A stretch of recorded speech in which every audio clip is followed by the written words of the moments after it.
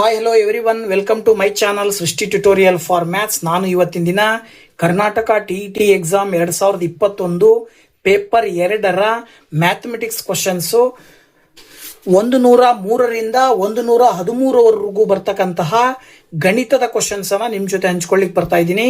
So ಬನ್ನಿ class ಶುರು ಮಾಡೋಣ.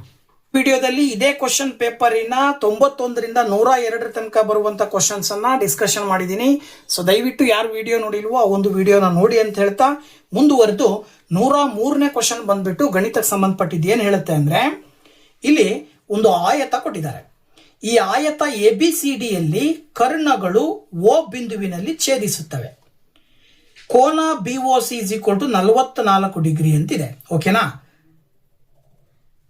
ಹಾಗಾದರೆ OAD ಯ ಅಳತೆ ಅಂತ ಕೇಳಿದ್ದಾರೆ. OAD ಇದರ ಅಳತೆಯನ್ನ ಕಂಡುಹಿಡಿಯಬೇಕು. ಈ ಅಳತೆಯನ್ನ ನೀವು ಕಂಡುಹಿಡಿಯಿರಿ ಅಂತ ಕೊಟ್ಟಿದ್ದಾರೆ. ಚಿತ್ರವನ್ನ ನಾವು ಅಬ್ಸರ್ವ್ ಮಾಡಿದಾಗ ಇದು AC ಅನ್ನುವಂಥದ್ದು ಒಂದು ವಿಕರ್ಣ, BD ಅನ್ನುವಂಥದ್ದು ವಿಕರ್ಣ. ಇದು ಆಯತ ಆಗಿರೋದ್ರಿಂದ ಆಯತದ ಎರಡು ಕರ್ಣಗಳು ಸಮ ಇರ್ತವೆ, ಒಂದೇ ಪಾಯಿಂಟು. ಆಮೇಲೆ ಆ ಎರಡು ಕರ್ಣಗಳು ಛೇದಿಸುವ ಭಾಗದಿಂದಾಗಿ ಸಮಭಾಗವಾಗಿ ವಿಭಾಗಿಸುತ್ತವೆ ಅಂತ ಹೇಳ್ತೀವಿ ನಾವು. ಅದರ ಅರ್ಥ AO ಎಷ್ಟಿರುತ್ತೋ OCನೂ ಅಷ್ಟೇ ಇರುತ್ತೆ. ಹಾಗೇನೆ BO ಎಷ್ಟಿರುತ್ತೋ ODನೂ ಕೂಡ ಅಷ್ಟೇ ಇರುತ್ತೆ. ಇದರ ಆಧಾರದ ಮೇಲೆ ನಾವು OD ಮತ್ತೆ OA ಎರಡು ಈಕ್ವಲ್ ಅಂತ ತಗೊಂಡಿವಿ ಅಂದ್ರೆ ಇದು 44 ಡಿಗ್ರಿ ಇದೆ ಅಂದ್ರೆ ಅದರ ಎದುರುಗಡೆ ಕೋನ, ಅಭಿಮುಖ ಕೋನ ಇದು ಕೂಡ 44 ಡಿಗ್ರಿ ಇರುತ್ತೆ. ಓಕೆನಾ? ಇದು 44 ಡಿಗ್ರಿ ಇರುತ್ತೆ ಅಂದ್ರೆ ಇನ್ನು ಉಳಿದಿರುವ ಎರಡು ಕೋನಗಳನ್ನ 180ರಲ್ಲಿ 44ಅನ್ನ ಕಳೆದ್ರೆ ಇನ್ನೆಷ್ಟು ಉಳಿತದೆ?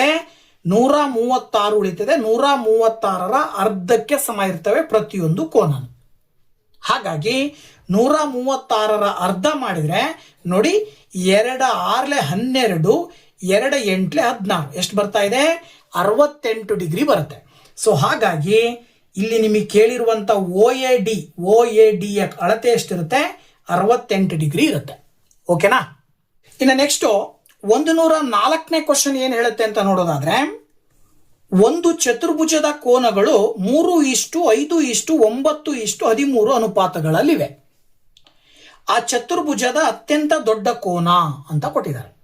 ಏನ್ ಮಾಡಬಹುದು ಅಂದ್ರೆ, ಆ ಚತುರ್ಭುಜದ ಕೋನಗಳ ಅನುಪಾತವನ್ನ ಏನ್ ಕೊಟ್ಟಿದ್ದಾರೆ ಅದರ ಆಧಾರದ ಮೇಲೆ ಪ್ರತಿ ಕೋನಗಳನ್ನ ನಾವು X ನ ಸೇರಿ ತಗೊಂಡಾಗ ಅನುಪಾತಗಳಿಗೆ ಏನಾಗ್ತವೆ? ಆ ಚತುರ್ಭುಜದ 4 ಕೋನಗಳು 3x, 5x, 9x ಮತ್ತು 13x ಅಂತ ತಗೊಳ್ಳೋಣ. ನಮಗೆಲ್ಲರಿಗೂ ಕೂಡ ಗೊತ್ತು ಚತುರ್ಭುಜದ 4 ಕೋನಗಳ ಮೊತ್ತ 360 ಡಿಗ್ರಿ. ಹಾಗಾಗಿ 3x + 5x + 9x + 13x ಮಾಡಿದ್ರೆ 360 ಬರಬೇಕು. ಸೊ ಇಲ್ಲಿ 5ಕ್ಕೆ 3 ಕೂಡಿದ್ರೆ 8 ಬರುತ್ತೆ, 8ಕ್ಕೆ 9 ಕೂಡಿದ್ರೆ 17, 17ಕ್ಕೆ 13 ಕೂಡಿದ್ರೆ 30. ಈಗ 30ರಿಂದ 360 ಭಾಗಾಕಾರ ಮಾಡಿದ್ರೆ 0 0 ಕ್ಯಾನ್ಸಲ್ ಆಗಿ 3 1 3 2 X ನ ಬೆಲೆ ಏನ್ ಬರ್ತಾ ಇದೆ? 12. ಇದಾದ ನಂತರ ಅವ್ರು ಕೇಳಿರೋದು ಅತ್ಯಂತ ದೊಡ್ಡ ಕೋನ. ಕೊಟ್ಟಿರುವ ಅನುಪಾತದಲ್ಲಿ ದೊಡ್ಡ ಅನುಪಾತ 13 ಅಂತ ಹೇಳಿದ್ರೆ ಅದೇ ಅತ್ಯಂತ ದೊಡ್ಡ ಕೋನ ಆಗಿರುತ್ತೆ. 13ರನ್ನ ನಾವು X ಅಂತ ತಗೊಂಡ್ರೆ 13x ಆಗತ್ತೆ. 13x ಅಂದ್ರೆ 13 × 12 ಗುಣಾಕಾರ ಮಾಡಬೇಕು. ನೋಡಿ, 13 × 12 ಗುಣಾಕಾರ ಮಾಡಿದ್ರೆ ಎಷ್ಟು ಬರುತ್ತೆ? 156 ಬರುತ್ತೆ ಅಲ್ವಾ? 13 × 12 ಗುಣಾಕಾರ ಮಾಡಿದ್ರೆ 2 3 6, 2 1 2, 1 3 3, 1 1 1 ಎಷ್ಟು ಬರ್ತದೆ? 6 3 2 5 1 156 ಬರುತ್ತೆ. ಸೊ 4ನೇ ಆಪ್ಷನ್ ಅಲ್ಲಿ ಇರುವಂತ ಉತ್ತರವನ್ನ ನೀವು ಇದಕ್ಕೆ ಆಯ್ಕೆ ಮಾಡಬೇಕಾಗತ್ತೆ. ಇನ್ನ 105ನೇ ಕ್ವಶನ್ ಬಂದ್ಬಿಟ್ಟು ಕ್ಷೇತ್ರಫಲ ಮತ್ತು ಘನಫಲಗೆ ಸಂಬಂಧಪಟ್ಟಿರ್ತಕ್ಕಂಥ ಪ್ರಶ್ನೆ ಕೊಟ್ಟಿದ್ದಾರೆ. ಸಿಲಿಂಡರ್ ಇಂದು ಒಂದು ಸಿಲಿಂಡರಿನ ಪಾದದ ಪರಿಧಿ 44 ಸೆಂಟಿಮೀಟರ್, ಹಾಗೆ ಎತ್ತರ ಬಂದ್ಬಿಟ್ಟು 20 ಸೆಂಟಿಮೀಟರ್. ಅದರ ಪಾರ್ಶ್ವ ಮೇಲ್ಮೈ ವಿಸ್ತೀರ್ಣ ಅಂತ ಕೇಳಿದ್ದಾರೆ. ಸೊ ನೀವಿಲ್ಲಿ ಸುಲಭವಾಗಿ ಸಿಲಿಂಡರಿನ ಪಾರ್ಶ್ವ ಮೇಲ್ಮೈ ವಿಸ್ತೀರ್ಣಕ್ಕೆ ಹಾಕ್ಬಿಡ್ಬಹುದು. ನೋಡಿ, ನಾವು ಇದನ್ನ ಮಾಡೋ ಅಗತ್ಯತೆನೇ ಇಲ್ಲ. ಏನು ಪರಿಧಿ ಅವ್ರು ಕೊಟ್ಟಿದ್ದಾರೆ. ಸಿಲಿಂಡರಿನ ಪಾದದ ಪರಿಧಿ 44 ಸೆಂಟಿಮೀಟರ್. ಸಿಲಿಂಡರಿನ ಪಾದ ವೃತ್ತಾಕಾರದಲ್ಲಿರೋದ್ರಿಂದ ವೃತ್ತದ ಪರಿಧಿಯ ಸೂತ್ರ 2π6 44 ಅಂತ ತಗೊಳ್ತೀವಿ. ನೀವು ಡೈರೆಕ್ಟ್ ಆಗಿ ಪಾದದ ಪಾರ್ಶ್ವ ಮೇಲ್ಮೈ ವಿಸ್ತೀರ್ಣವನ್ನು ತಗೊಂಡ್ರೆ 2πRh ಅಂತ ಬರುತ್ತೆ. ಯಾವ್ದ್ರದ್ದು? ಸಿಲಿಂಡರ್ದು. ನೀವಿಲ್ಲೇ ಇದರಲ್ಲಿ ಮಾಡೋದ್ರ ಬದಲಾಗಿ ಡೈರೆಕ್ಟ್ ಆಗಿ ಮಾಡೋದಾದ್ರೆ 2πr ಡೈರೆಕ್ಟ್ ಆಗಿ ನೀವು 44 ಅಂತ ತಗೊಂಡ್ರೆ, ಇನ್ನ ಉಳಿದಿರೋದೇನು ಹೆಚ್ಚಿನ ಬೆಲೆ ಎಷ್ಟು ಕೊಟ್ಟಿದ್ದಾರೆ ಅವರು? 20 ಸೆಂಟಿಮೀಟರ್ ಅಂತ ಕೊಟ್ಟಿದ್ದಾರೆ. ಸೊ 20ಅನ್ನ ಇಲ್ಲಿ ಬರ್ಕೊಂಡ್ರಿ ಅಂತ ಹೇಳಿದ್ರೆ 44 ಇಂಟು 20ಅನ್ನ ಗುಣಾಕಾರ ಮಾಡಿಬಿಟ್ರೆ ಡೈರೆಕ್ಟ್ ಆಗಿ ಆನ್ಸರ್ ಸಿಗುತ್ತೆ. ನೋಡಿ ಇಲ್ಲಿ 2 4 8, 2 4 8 ಎಷ್ಟು ಬಂತು? 880 ಚದರ ಸೆಂಟಿಮೀಟರ್ ಈ ಒಂದು ಸಿಲಿಂಡರಿನ ಪಾರ್ಶ್ವ ಮೇಲ್ಮೈ ವಿಸ್ತೀರ್ಣವಾಗಿರುತ್ತೆ. ಅಂದ್ರೆ 2ನೇ ಆಪ್ಷನ್ ಅಲ್ಲಿ ಇರುವಂತಹ ಉತ್ತರವನ್ನ ಆಯ್ಕೆ ಮಾಡಬೇಕಾಗತ್ತೆ. 106ನೇ ಕ್ವಶನ್, ಒಂದು ಅರ್ಧ ಘನಗೋಳದ ಪೂರ್ಣ ಮೇಲ್ಮೈ ವಿಸ್ತೀರ್ಣ ಮತ್ತು ಅದರ ತ್ರಿಜ್ಯದ ವರ್ಗಕ್ಕಿರುವ ಅನುಪಾತ ಅಂತ ಕೊಟ್ಟಿದ್ದಾರೆ. ನೋಡಿ, ಅರ್ಧ ಘನಗೋಳದ ಪೂರ್ಣ ಮೇಲ್ಮೈ ವಿಸ್ತೀರ್ಣ ಡಿವೈಡೆಡ್ ಬೈ ತ್ರಿಜ್ಯದ ವರ್ಗ ಅಂತ ತಗೊಂಡ್ರೆ, ಅರ್ಧ ಘನಗೋಳದ ಪೂರ್ಣ ಮೇಲ್ಮೈ ವಿಸ್ತೀರ್ಣದ ಫಾರ್ಮುಲಾ 3πr² ಬರುತ್ತೆ. ಇನ್ನು ತ್ರಿಜ್ಯದ ವರ್ಗ ಅಂದ್ರೆ r². ಇಲ್ಲಿ r² ಕ್ಯಾನ್ಸಲ್ ಆದ್ರೆ 3π ಮೇಲ್ಗಡೆ ಉಳಿತದೆ, ಕೆಳಗಡೆ 1 ಉಳಿತದೆ. ಅದರ ಅರ್ಥ ಏನು? ಪೈಯನ್ನ ನೀವು ಸಪೋಸ್ ಎಕ್ಸ್ ಅಂತ ಕನ್ಸಿಡರ್ ಮಾಡಿದ್ರೆ ಇದನ್ನ ಅನುಪಾತದಲ್ಲಿ ಬರೆದ್ರೆ 3x1 ಅಂತ ಬರೀತೀರಾ. ಏನ್ ಬರೀತೀರಾ? 3x1. ಹಾಗಾಗಿ 1ನೇ ಆಪ್ಷನ್ ಅಲ್ಲಿ ಇರ್ತಕ್ಕಂಥ ಉತ್ತರವನ್ನ ನೀವು ಸರಿಯಾದ ಉತ್ತರ ಅಂತೇಳಿ 106ನೇ ಕ್ವಶನ್ಗೆ ಆಯ್ಕೆ ಮಾಡ್ತೀರಾ. ಹಾಗೆ 107ನೇ ಕ್ವಶನ್ ಏನ್ ಹೇಳ್ತದೆ? a+b+c = 10 ಮತ್ತು ab+bc+ca = 25 ಆದಾಗ a³ + b³ + c³ - 3abc ಯ ಬೆಲೆ ಅಂತ ಕೇಳಿದ್ದಾರೆ. ಅವ್ರು ಹೇಳೋ ಪ್ರಕಾರ a+b+c = 10, ab+bc+ac = 25. ನಮಗೊಂದು ಸೂತ್ರ ಬರುತ್ತೆ, ಆಲ್ಜಿಬ್ರಾದಲ್ಲಿ ಬರ್ತಕ್ಕಂಥ ಬೀಜಗಣಿತದಲ್ಲಿ ಬರುವಂತಹ ಸೂತ್ರ ಯಾವುದಪ್ಪ ಅಂದ್ರೆ a+b+c ಹೋಲ್² ಅನ್ನು ನಾವು a² + b² + c² + 2ab + 2bc + 2ca ಅಂತ ಹೇಳ್ತೀವಿ. ಇಲ್ಲಿ a+b+c ಹೋಲ್² ಅವರೇ ಕೊಟ್ಟಿದ್ದಾರೆ, 10² ಆಯ್ತು. a² + b² + c² plus ಇದಿಷ್ಟರಲ್ಲೂ 2 common ಇದೆಯಾ? 2 ತೆಗೆದ್ರಿ ಅಂದ್ರೆ ಇಲ್ಲಿ ಬ್ರಾಕೆಟ್ ಒಳಗಡೆ ab + bc + c ಆಗತ್ತೆ. ಅದರ ಬೆಲೆ 25 ಕೊಟ್ಟಿದ್ದಾರೆ. ಅಪ್ಲೈ ಮಾಡಿದ್ರೆ 25 × 2 ಮಾಡಿದ್ರೆ 50 ಆಗತ್ತೆ. ಈ ಕಡೆ ತಗೊಂಡ್ ಬಂದ್ರೆ -50. 10² ಮಾಡಿದ್ರೆ 100. ಸೊ ದೆನ್ 100 - 50 ಅಂದ್ರೆ 50 ಬಂತು. ಇದು a² + b² + c² ನ ಬೆಲೆ. ಈಗ ಇನ್ನೊಂದು ಸೂತ್ರ ಏನ್ ಬರುತ್ತೆ? a³ + b³ + c³ - 3abc ಅನ್ನ a+b+c into a² + b² + c² -ab - bc - ca ಅಂತೇಳಿ ಇನ್ನೊಂದು ಸೂತ್ರವನ್ನ ಬರೀಬಹುದು. ಈ ಸೂತ್ರಕ್ಕೆ ವ್ಯಾಲ್ಯೂ ಅನ್ನ ಹಾಕಿದಾಗ ನೋಡಿ, a+b+c ಅಂದ್ರೆ 10, a² + b² + c² ಅಂದ್ರೆ 50. ಇವಿಷ್ಟರಲ್ಲೂ ಮೈನಸ್ ಕಾಮನ್ ತೆಗೆದ್ರಿ ಅಂದ್ರೆ ಬ್ರಾಕೆಟ್ ಒಳಗಡೆ ab + bc + ca ಉಳ್ಕೊಳತ್ತೆ. ಅಲ್ಲಿ ನೀವು 25 ಹಾಕಿದ್ರೆ 10 × 50 - 25 ಮಾಡಿದ್ರೆ 25 ಬರುತ್ತೆ. ದೆನ್ 10 × 25 ಮಲ್ಟಿಪ್ಲೈ ಮಾಡಿದ್ರೆ 250. So that the value of a³ + b³ + c³ - 3abc ಬಂದ್ಬಿಟ್ಟು 250 ಬರುತ್ತೆ. ಓಕೆನಾ? ಸೊ ನಿಮಗೆ ಕೊಟ್ಟಿರುವಂತಹ ಆಪ್ಷನ್ಗಳಲ್ಲಿ 3ನೇ ಆಪ್ಷನ್ ಅಲ್ಲಿ ಆ ಒಂದು ಉತ್ತರವನ್ನ ಕೊಟ್ಟಿದ್ದಾರೆ. That is the right answer. ಹಾಗೆ 108ನೇ ಕ್ವಶನ್ ಏನ್ ಹೇಳುತ್ತೆ? a² -1 - 2x - x² ಇದರ ಅಪವರ್ತನಗಳು ಅಂತ ಕೊಟ್ಟಿದ್ದಾರೆ. ಸೊ ಫ್ಯಾಕ್ಟರ್ಸ್ ಅನ್ನ ಕಂಡುಹಿಡಿಬೇಕು. ಹೆಂಗ್ ಕಂಡುಹಿಡಿಯೋದು ಅಂತ ನೋಡಿದ್ರೆ, ಮೊದಲು ಕೊಟ್ಟಿರುವಂತಹ ಒಂದು ಬಹುಪದೋಕ್ತಿಯನ್ನ ಬರ್ಕೊಂಡು a² ನ ಬರ್ಕೊಂಡು ಇವೆಲ್ಲದರಲ್ಲೂ ಮೈನಸ್ ಕಾಮನ್ ಆಗಿ ತೆಗೆದ್ರಿ ಅಂದ್ರೆ ಇಲ್ಲಿ 1 + 2x + x² ಉಳ್ಕೊಳ್ಳುತ್ತೆ. ಈಗ ಇದನ್ನ ನೀವು x² ಈ 2x ಅನ್ನ 2 ಸರಿ ಬರ್ಕೊಳ್ಬಹುದು, x + x + 1 ಅಂತ. ಇದರಲ್ಲಿರೋ ಅಪವರ್ತನಗಳನ್ನ ಹೊರಗೆ ತೆಗಿಬೇಕು ನಾವು. ಹಾಗಾಗಿ a² ಮೈನಸ್ ಇವೆರಡರಲ್ಲೂ 1 ಕಾಮನ್, x ಕಾಮನ್ ಇದೆ. x ಕಾಮನ್ ತೆಗೆದ್ರಿ ಅಂದ್ರೆ ಇಲ್ಲಿ ಏನ್ ಉಳ್ಕೊಳ್ಳುತ್ತೆ? x + 1 ಉಳ್ಕೊಳ್ಳುತ್ತೆ. ಇವೆರಡರಲ್ಲೂ ಅಲ್ಲಿಗೆ 1 ಕಾಮನ್ ಬರುತ್ತೆ. ಅದರ ಅರ್ಥ 1 + x × 1 + x ಅಂತ ಬರೀಬಹುದು. ಓಕೆನಾ? ಸೊ ಅಲ್ಲಿಗೆ ಇದು ನಿಮಗೆ ಕ್ಲಿಯರ್ ಆಗಿ ಅರ್ಥ ಆಗಲಿಲ್ಲ ಅಂದ್ರೆ ಬೇಕಿದ್ರೆ ಇದನ್ನ ಇನ್ನೊಂದ್ಸರಿ ಸಪರೇಟ್ ಆಗಿ ಬರ್ಕೊಳ್ಳೋದಾದ್ರೆ x² + x + x + 1 ಇವೆರಡರಲ್ಲೂ x common ತೆಗೆದ್ರೆ ಎಕ್ಸ್ ಪ್ಲಸ್ 1 ಉಳ್ಕೊಳ್ಳುತ್ತೆ. ಇವೆರಡರಲ್ಲೂ ಒಂದು ಕಾಮನ್ ತೆಗೆದ್ರೆ ಎಕ್ಸ್ ಪ್ಲಸ್ 1 ಉಳ್ಕೊಳ್ಳುತ್ತೆ. ಅಲ್ಲಿಗೆ ಎಕ್ಸ್ ಪ್ಲಸ್ ಅನ್ನೋದು ಒಂದು ಅಪವರ್ತನ, ಮತ್ತೊಂದು ಕೂಡ ಎಕ್ಸ್ ಪ್ಲಸ್ 1 ಬರುತ್ತೆ. ಸೊ ಇದರ ಆಧಾರದ ಮೇಲೆ ನಾವಿಲ್ಲಿ ಬರೆದಿರೋದು 1 plus X into 1 plus X. ಇಲ್ಲಿ ಇದೇನಾಗತ್ತೆ, A plus B whole square ಆಗುತ್ತೆ. ಈಗ A plus B whole square ಅನ್ನ ನಾವಿಲ್ಲಿ ನೋಡಿದ್ರೆ ಈ ಕಡೆ ಎ ಸ್ಕ್ವೇರ್ ಇದೆ, ಮಧ್ಯ ಚಿಹ್ನೆ ಮೈನಸ್ ಇದೆ, ಇದಿಷ್ಟನ್ನ ಬಿ ಅಂತ ತಗೊಂಡ್ರೆ A square minus B square formula ಇದೆ. ಇದನ್ನ ಮತ್ತೇನ್ ಮಾಡ್ಬೋದು, A plus B into A minus B formula ಬರೀಬಹುದು. ಅಲ್ಲಿಗೆ A plus 1 plus X into A minus 1 plus X ಆಗುತ್ತೆ. ಅಲ್ಲಿಗೆ A plus 1 plus X okay. A minus ಇಂದ ಗುಣಾಕಾರ ಮಾಡಬಾರ್ದ್ರೆ minus into 1 minus, minus into plus minus. ಅಲ್ಲಿಗೆ A plus 1 plus X ಅನ್ನೋದು ಒಂದು ಅಪವರ್ತನ, ಎ ಮೈನಸ್ 1 ಮೈನಸ್ ಎಕ್ಸ್ ಅನ್ನೋದು ಇನ್ನೊಂದು ಅಪವರ್ತನ. ಸೊ ನಿಮಗೆ ಕೊಟ್ಟಿರುವಂತ ಆಪ್ಷನ್ಗಳಲ್ಲಿ ಈ ಎರಡು ಅಪವರ್ತನಗಳನ್ನು ಹೊಂದಿರತಕ್ಕಂಥದ್ದು ಯಾವುದು ಅಂತ ಹೇಳಿದ್ರೆ ಮೂರನೇ ಆಪ್ಷನ್ ಅಲ್ಲಿ ಆ ಒಂದು ಉತ್ತರ ಇದೆ. ಸೊ ದಟ್ 108ನೇ ಕ್ವಶನ್ಗೆ ಮೂರನೇ ಆಪ್ಷನ್ ಅನ್ನ ಸರಿಯಾದ ಉತ್ತರ ಅಂತ ಹೇಳಿ ಆಯ್ಕೆ ಮಾಡ್ತೀರಾ. ಈಗ 109ನೇ ಕ್ವಶನ್ ಬಂದ್ಬಿಟ್ಟು ರೇಖಾತ್ಮಕ ಸಮೀಕರಣಕ್ಕೆ ಸಂಬಂಧಪಟ್ಟಿರೋದು.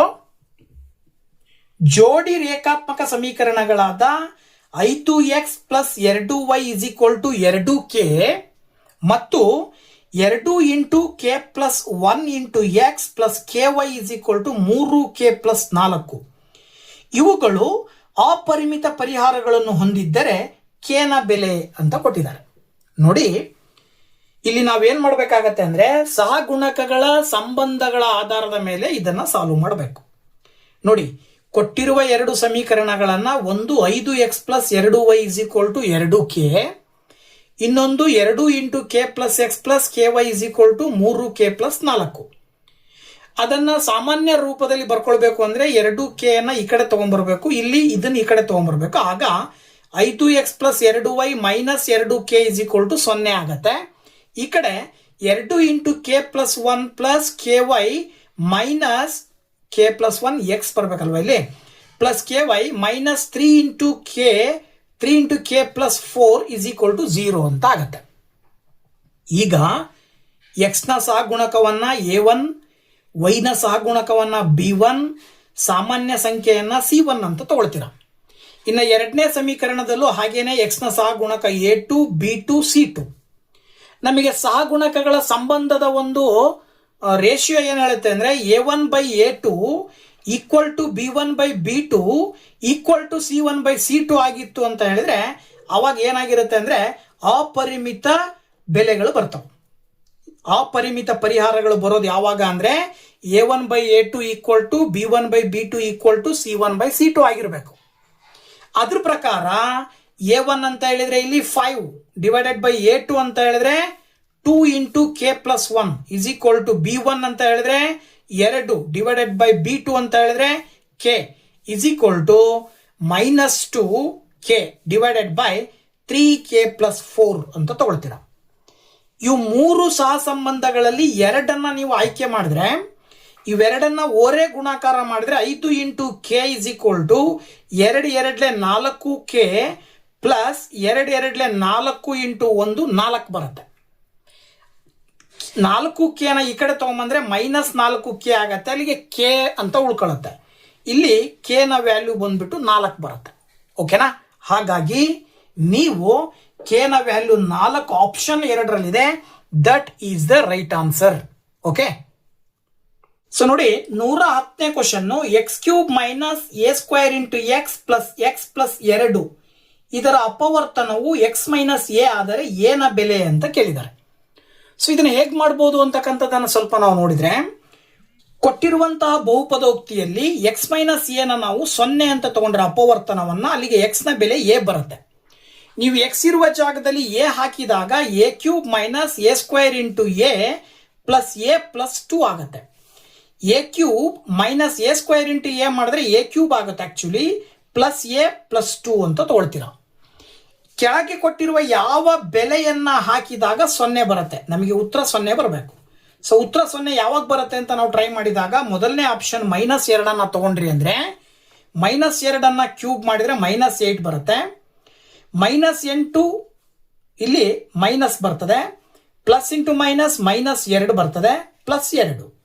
ನೆಕ್ಸ್ಟ್ ಸ್ಟೆಪ್ ನೋಡ್ರಿ, ಇಲ್ಲಿ ಇದು -8 ಮೈನಸ್ ಇಂಟು ಮೈನಸ್ +8 -2 +2 +8 -8 +2 -2 ಕ್ಯಾನ್ಸಲ್ ಆಗಿ ಕೊನೆಗೆ ಉತ್ತರ 0 ಬರ್ತದೆ.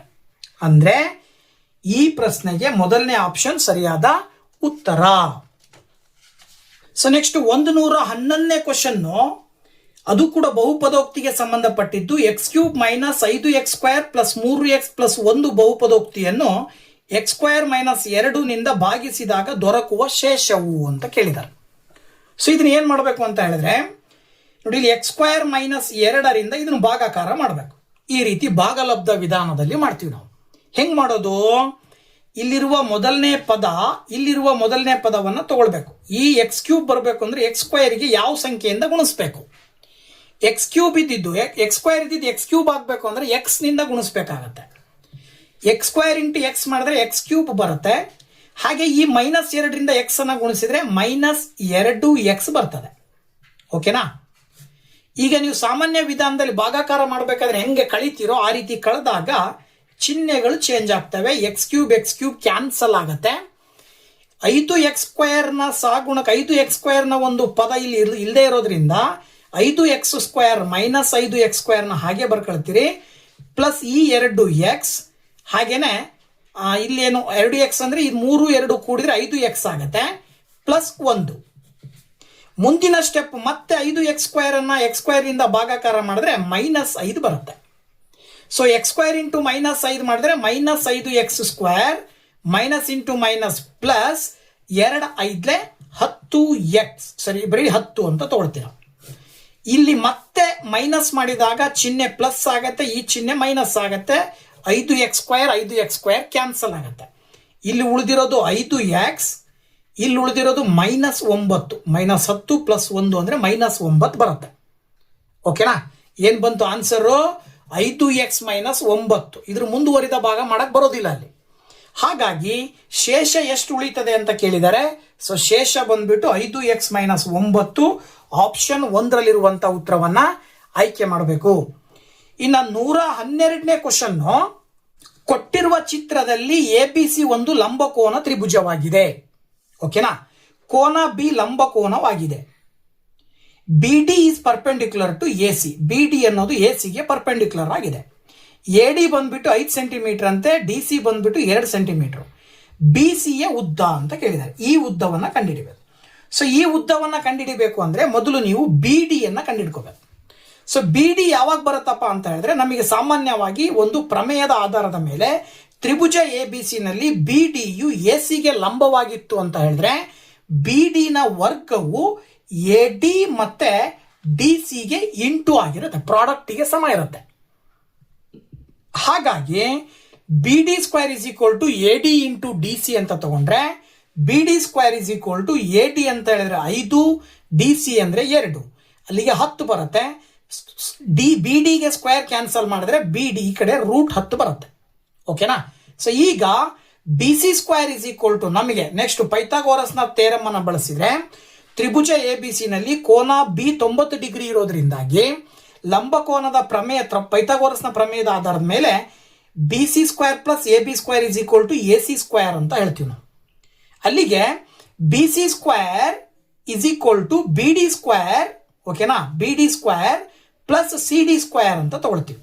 ಅಲ್ಲಿಗೆ ನೋಡಿ ಇಲ್ಲಿ ಏನ್ ಬರುತ್ತೆ, BC² = BD² ಅಂತ ಹೇಳಿದ್ರೆ √10 ಗೆ ಸ್ಕ್ವೇರ್ ಮಾಡಿದ್ರೆ 10 ಬಂತು. CD ಗೆ ಸ್ಕ್ವೇರ್ ಮಾಡಿದ್ರೆ 2 ಗೆ ಸ್ಕ್ವೇರ್ ಮಾಡಿದ್ರೆ 4 ಬಂತು. ಅಲ್ಲಿಗೆ 14 ಬರುತ್ತೆ. BC ಗೆ ಸ್ಕ್ವೇರ್ ಕ್ಯಾನ್ಸಲ್ ಮಾಡಿದ್ರೆ 14 ಗೆ ರೂಟ್ ಬರುತ್ತೆ. ಸೊ ದಟ್ BC ಯ ಲೆಂತ್ ಎಷ್ಟು ಅಂತ ಕೇಳಿದರೆ, BC ಯ ಲೆಂತ್ ಬಂದ್ಬಿಟ್ಟು 14 √14 ಸೆಂಟಿಮೀಟರ್ ಬರ್ತಾ ಇದೆ. ಓಕೆನಾ. ಸೊ ಮ್ಯಾಥಮೆಟಿಕ್ಸ್ ಸಂಬಂಧಪಟ್ಟಂತ ಇನ್ನೊಂದು ಕ್ವಶನ್ ಅನ್ನ ನೋಡೋದಾದ್ರೆ, 113ನೇ ಕ್ವಶನ್ ಬಂದ್ಬಿಟ್ಟು, ಕೊಟ್ಟಿರುವ ಚಿತ್ರದಲ್ಲಿ BO ಮತ್ತು COಗಳು ಕ್ರಮವಾಗಿ ಕೋನ ABC ಮತ್ತು ಕೋನ ACB ಗಳನ್ನು ಅರ್ಥಿಸುತ್ತವೆ. ಕೋನ BAC 80 ಡಿಗ್ರಿ ಮತ್ತು ಕೋನ ACO 30 ಡಿಗ್ರಿ. ಸೊ BOC ಯ ಅಳತೆ ಅಂತ ಕೇಳಿದ್ದಾರೆ. ನೋಡಿ ಇಲ್ಲಿ ತ್ರಿಭುಜ ABC ನಲ್ಲಿ ಇದು 80 ಡಿಗ್ರಿ ಇದೆ, ಇದು 30 ಡಿಗ್ರಿ ಇದೆ. ಅವರೇ ಹೇಳುವ ಹಾಗೆ OP ಮತ್ತೆ OCಗಳು ಕೋನಗಳನ್ನು ಅರ್ಧಿಸುತ್ತವೆ. ಅಂದ್ರೆ ಅದರ ಅರ್ಥ ಒಂದು ಕೋನ 30 ಡಿಗ್ರಿ ಇದೆ ಅಂದ್ರೆ ಇನ್ನೊಂದು ಕೋನ 30 ಡಿಗ್ರಿ ಇರುತ್ತೆ. ಸೊ ಇವೆರಡೂ ಕೋನಗಳನ್ನು ಸೇರಿಸಿದ್ರೆ 60 ಡಿಗ್ರಿ ಇದೆ, ಮೇಲ್ಗಡೆ 80 ಡಿಗ್ರಿ ಇದೆ. ದೊಡ್ಡ ತ್ರಿಭುಜ ABC ನಲ್ಲಿ ಒಂದು 80 ಡಿಗ್ರಿ ಇನ್ನೊಂದು 60 ಡಿಗ್ರಿ ಇತ್ತು ಅಂದ್ರೆ ಇನ್ನೆಷ್ಟು ಉಳಿತು? ಸೊ 80ಕ್ಕೆ 60ನ್ನ ಸೇರಿಸಿದ್ರೆ ಆಕ್ಚುಲಿ ಎಷ್ಟು ಬರುತ್ತೆ? 140 ಬರುತ್ತೆ. ಅಲ್ಲಿಗೆ ಇದು ಇನ್ನೆಷ್ಟಿರುತ್ತೆ ಅಂದ್ರೆ 40 ಡಿಗ್ರಿ ಇರುತ್ತೆ. ಇದಿಷ್ಟು ಸೇರಿ ಟೋಟಲ್ 40 ಡಿಗ್ರಿ ಬರುತ್ತೆ. ಟೋಟಲ್ ಕೋನ 40 ಡಿಗ್ರಿ. ಇದರ ಅರ್ಧ ಅಂತ ಹೇಳಿದ್ರೆ ಎಷ್ಟು ಬರುತ್ತೆ? ಮೇಲ್ಗಡೆದ 20 ಕೆಳಗಡೆದ 20 ಬರುತ್ತೆ. ಅವ್ರು ಕೇಳಿದರೆ BOC ಎಷ್ಟು ಅಂತ. ಸೊ ನೋಡಿ, ಇದು 20 ಅಂತ ಆಯ್ತಲ್ಲಿ. ಒಂದು 30 ಇನ್ನೊಂದು 20, ಈ ಕೋನವನ್ನು ಕಂಡುಹಿಡಿಯಿರಿ ಅಂತ ಕೊಟ್ಟಿದ್ದಾರೆ. ಸೊ ಸಣ್ಣ ತ್ರಿಭುಜ BOC ನಲ್ಲಿ BOC ಬೇಕು ಅಂತ ಹೇಳಿದ್ರೆ ಮೂರು ಕೋನಗಳ ಮೊತ್ತ 180 ಡಿಗ್ರಿ ಇರುತ್ತೆ. ಒಂದು ಕೋನ 30 ಡಿಗ್ರಿ ಇದೆ, ಇನ್ನೊಂದು ಕೋನ ಎಷ್ಟಿರುತ್ತೆ? 20 ಡಿಗ್ರಿ ಇರುತ್ತೆ. ಅಲ್ಲಿಗೆ ಟೋಟಲ್ 50 ಡಿಗ್ರಿ ಆಯ್ತು. ಟೋಟಲ್ 180ರಲ್ಲಿ 50ನ್ನ ಕಳೆದ್ರಿ ಅಂತ ಹೇಳಿದ್ರೆ ಇನ್ನೆಷ್ಟು ಉಳಿತದೆ? 130 ಡಿಗ್ರಿ ಉಳಿತದೆ. ಸೊ 130 ಡಿಗ್ರಿ BOC ಆಗಿರುತ್ತೆ. ಸೊ BOCಯ ಬೆಲೆ 130 ಡಿಗ್ರಿ ಅಂದ್ರೆ ಆಪ್ಷನ್ 1 ನೀವು ಸರಿಯಾದ ಉತ್ತರ ಅಂತೇಳಿ ಆಯ್ಕೆ ಮಾಡ್ತೀರಾ. ಸೊ 2021 ಪೇಪರ್ 2ರಲ್ಲಿ ಬರುವಂತಹ ಮ್ಯಾಥಮೆಟಿಕ್ಸ್ ಕ್ವಶನ್ಸ್ ಅನ್ನ ಇವತ್ತು ನಿಮ್ ಜೊತೆ ಡಿಸ್ಕಷನ್ ಮಾಡಿದ್ದೀನಿ. ಮುಂದಿನ ವಿಡಿಯೋದಲ್ಲಿ ಬೇರೊಂದು ಪೇಪರ್ನ ಮ್ಯಾಥ್ಸ್ ಕ್ವಶನ್ ಒಂದಿಗೆ ಬರ್ತೀನಿ. ಅಲ್ಲಿ ತನಕ ವೇಟ್ ಮಾಡ್ತಾ ಇರಿ ಅಂತ ಹೇಳ್ತಾ thank you very much. Bye bye.